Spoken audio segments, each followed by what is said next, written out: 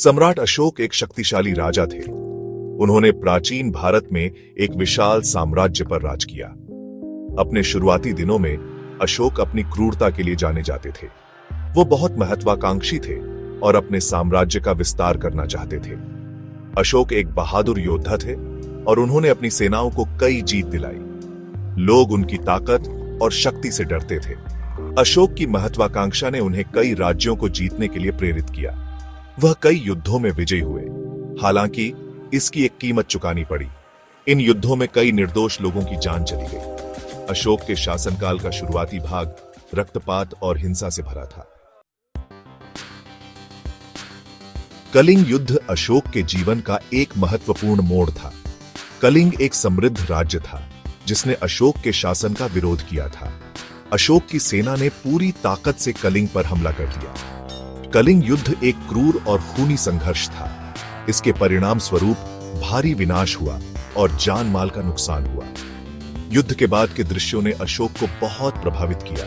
वह मौत और विनाश को देखकर भयभीत हो गए।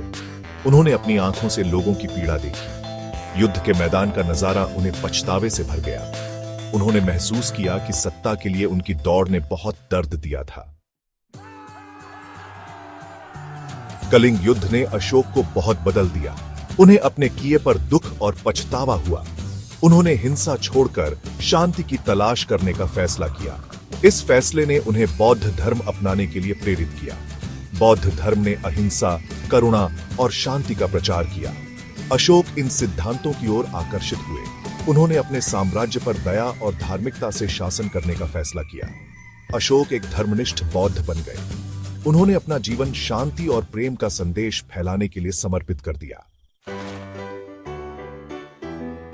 अशोक को प्राचीन भारत के सबसे महान शासकों में से एक के रूप में याद किया जाता है। उन्हें युद्ध में उनकी जीत के लिए याद नहीं किया जाता है। उन्हें उनके परिवर्तन और शांति के संदेश के लिए याद किया जाता है। अशोक ने अपने पूरे साम्राज्य में स्तंभ बनवाए। इन स्तंभों पर शांति और अहिंसा के उनके संदेश खुदे हुए थे। इन स्तंभों को अशोक के स्तंभ के रूप में जाना जाता है।